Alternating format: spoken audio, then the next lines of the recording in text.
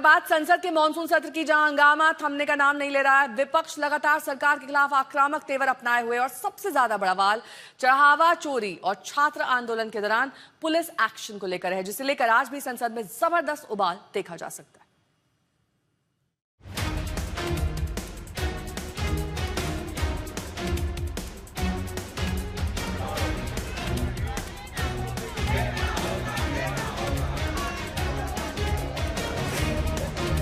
चढ़ावा चोरी का मुद्दा, विपक्ष का हमला, संसद में जारी संग्राम अब नए स्तर को छू सकता है, क्योंकि कांग्रेस, समाजवादी पार्टी समेत कई विपक्षी दलों ने चढ़ावा चोरी पर सरकार की घेराबंदी का प्लान तैयार कर लिया है। अयोध्या में डकैती पड़ रही है 2020 से, जब से प्रभु श्री राम के मंदिर के निर्माण का ट्रस्ट बना है, तब से डकैती पड़ रही है। और जब जब डिवोशन पे, समर्पण में लोगों के अगर आघात पहुंचेगा तो ये मुद्दा तो उठेगा ही, क्योंकि सवाल चंदे का है, सवाल दान का है, जो लोगों ने अपने संकल्प लिए थे। आफ्टर ऑल सवाल तो इस बात का है, और कहीं ना कहीं हर वो लोग जो दान लेकर आए हैं, कहीं ना कहीं इस बात से आहत हुए हैं कि आखिरकार ये चंदे का पैसा जा कहाँ रहा था, आखिरकार इसका कौन जिम्मेदार है।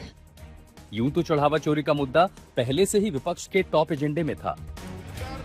संसद का मानसून सत्र शुरू होते ही कांग्रेस एसपी की रणनीति चढ़ावा चोरी पर सरकार को घेरने की थी, लेकिन पेपर लीक पर बवाल के चलते विपक्ष ये मुद्दा आक्रामक तरीके से उठा ही नहीं सका।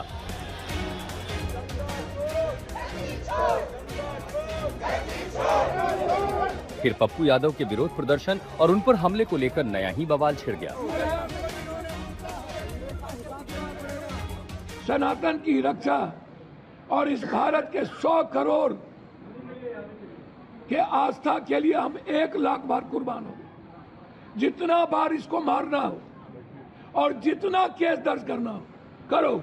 जिस प्रकार उन्होंने 31 जुलाई को कार्य किया, बाकायदा पूरा चोला पहन करके और विभिन्न चीजें लिख करके, एक तो सदन के भीतर भी रहे, और ये सदन का पूरा कैंपस जो है वह लोकसभा स्पीकर इसके कस्टोडियन होते हैं, इसलिए जो मकर द्वार के सामने भी उन्होंने किया है उसके लिए 100% वह दोषी हैं और उनके खिलाफ कार्रवाई होनी चाहिए। 222-223 रूल के खिलाफ उन्होंने जो किया है उसको हर हालत में कार्रवाई होनी चाहिए।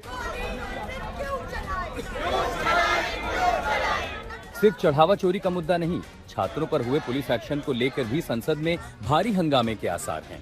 विपक्ष लगातार अड़ा हुआ है। छात्रों पर प्रदर्शन के दौरान हुई पुलिस की कार्रवाई को लेकर गृह मंत्री से जवाब मांगे जा रहे हैं। एक दिन पहले बिजनेस एडवाइजरी कमेटी की बैठक में भी ये दोनों मुद्दे उठे। सूत्रों के मुताबिक बीएसी की मीटिंग में कांग्रेस ने छात्रों पर हुए पुलिस एक्शन को लेकर गृह मंत्री अमित शाह से जवाब की मांग की। सोमवार को इन मुद्दों को लेकर दोनों सदनों में कार्रवाई बार बार स्थगित हुई। विपक्ष अपने रुख से पीछे हटने को तैयार नहीं। छात्र प्रदर्शनकारियों को देश विरोधी बताने वाले बयान पर खड़गे ने सरकार को घेरा है। इनोसेंट बच्चे जो आए थे वो एम्प्लॉयमेंट के लिए और पेपर लीक के लिए आए थे, उनको आप देशद्रोही मान रहे हैं। देशद्रोही तो आप लोग हैं, क्योंकि इस डेमोक्रेसी को कुचल रहे हो। सोमवार को राज्यसभा में विपक्षी हंगामे के बीच संसदीय कार्य मंत्री किरण रिजिजू ने कांग्रेस पर पलटवार किया। उन्होंने आरोप लगाया कि कांग्रेस संसद में अहम बिलों पर चर्चा में हिस्सा नहीं लेती।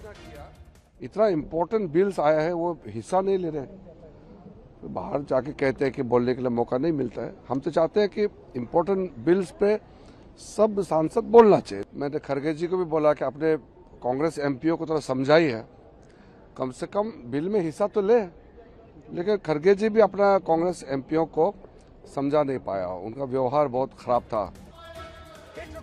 अब सदन की कार्रवाई को कैसे ढंग से चलाया जाए, इस पर बीएसी की मीटिंग में बात हुई है, लेकिन अभी भी संसद का शोर थमता नहीं दिख रहा। दिल्ली से राहुल गौतम के साथ आज तक ब्यूरो।